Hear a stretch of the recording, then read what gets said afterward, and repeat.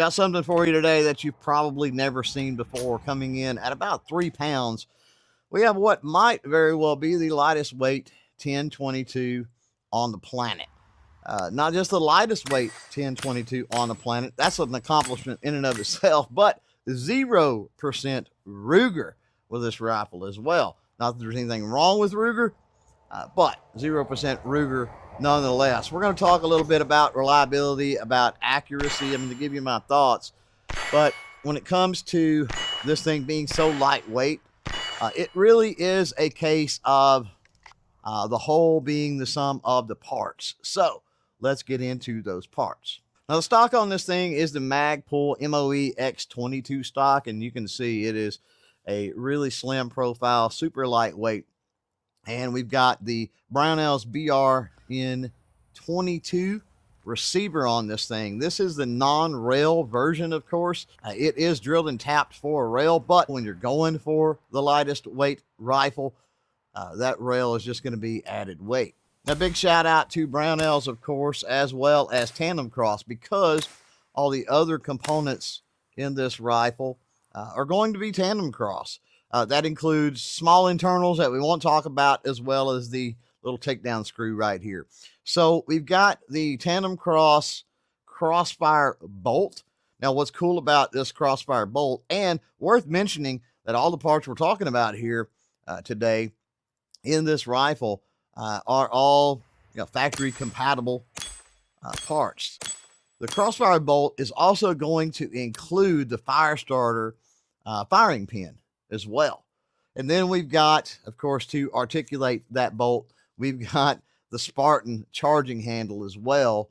Now, a rifle is only as good as its barrel, and this barrel is super sweet. So we've got a very thin barrel that's inside a ton of M-lock. It's surrounded by a ton of M-lock, which adds to the versatility of sights and accessories. We got 1/2 by 28 thread on this thing, and then overall length, of course, it being a rifle, is 16 inches. Now, one could go with an optic on this thing, but an optic is, of course, going to add more weight. And so to keep that weight down, you can go with the Eagle Eye setup here of fiber optic sights from Tandemkross. That's what this rifle here has, and they mount M-lock. And since there is a ton of M-lock on this barrel, it's just a perfect match, a perfect choice if you're looking for the ultimate lightweight option. And then, of course, we've got the Tandemkross Manticore FCG. And this is going to be essentially the lower portion of the rifle here. You've got your trigger, which is phenomenal, by the way. Trigger guard, safety, magazine release, all right there. And it is the Manticore Light version. Meaning that it is kind of stripped down again to save overall weight. Now, one of the questions I've got on this rifle is, well, you say it's 0% Ruger, but doesn't it take Ruger magazines? Well, again, everything that we're talking about with this rifle is 100% Ruger compatible. However, this particular rifle is using the Tandemkross Double Cross magazine, which is 2 10-round rotary magazines put together. They don't take up a whole lot of space, give you a little bit of extra fun out on the range without having to dig around for, I should say, or reload magazines. Quick pause for the cause of our health and a shout out to our friends at Nutra Authority. Now, everybody knows that diet and exercise, super important to stay healthy, but sometimes we need just that little extra. That's where Nutra Authority comes into play. Now, my go-tos are the pump capacitor, the test authority, the equilibrium, and the thermite.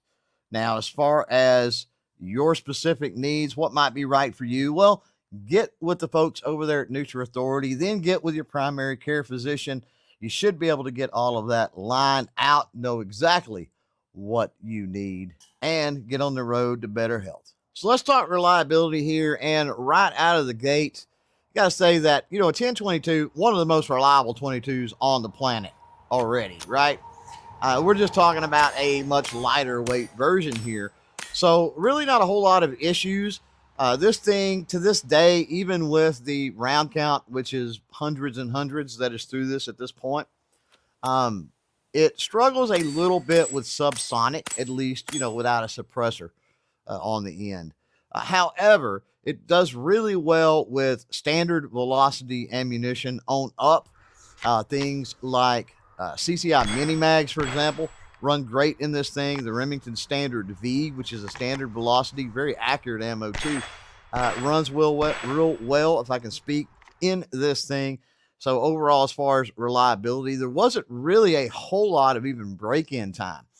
If anything, I found that with these double cross magazines, that seemed to be the break-in point more than anything. The more that I loaded up, the more that I ran these magazines, the less I had some little quirky issues that, of course, attributed to those magazines. Now, yeah, it's lightweight. It's awesomely lightweight. But with this barrel being such a thin, literal pencil style barrel, how accurate can this thing be? And I got to tell you that with the fire control group in this thing, that bolt, the lockup, just everything combined on this rifle, it does pretty well. I've got it on the bench at 50 yards onto a target, and super happy with the groups that I've been able to get from the bench at 50 yards, and even at like 25 yards offhand standing. I can get really, really good groups with this thing. So despite the weight, 22 doesn't have recoil, so weight really isn't that big of an issue when you're dealing with a rifle like this. But, I don't think the weight affects the accuracy at all. And I'm really impressed, again, with the barrel. It's lightweight. Usually for accuracy, everybody goes with the big, heavy bull barrels, right? But in this case, I was totally surprised at how well such a lightweight barrel can do as far as accuracy goes. So a couple of questions for you before we get out of here today, and be sure to leave those comments down below. What do you think about the super lightweight 1022, just from what you've seen in this video? And when it comes to rifles and weight, let me know what your opinion is. How light is too light? Again, hit me up in those comments below.